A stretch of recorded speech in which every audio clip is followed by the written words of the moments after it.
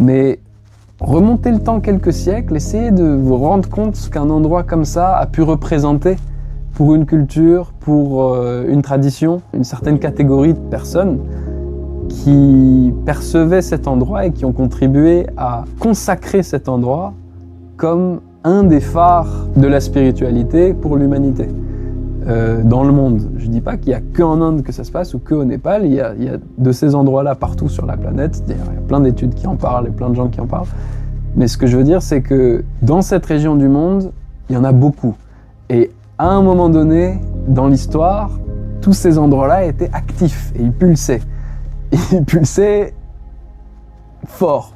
Ce qui fait qu'aujourd'hui, il y a quand même une trace de ça dans l'atmosphère, dans l'air. Même s'ils ne sont pas forcément entretenus de la même façon, il y a quand même une trace de ces rituels qui sont toujours faits. Même si les gens ne comprennent plus forcément de quoi il en retourne et à quoi ça sert, c'est toujours là, quelque part.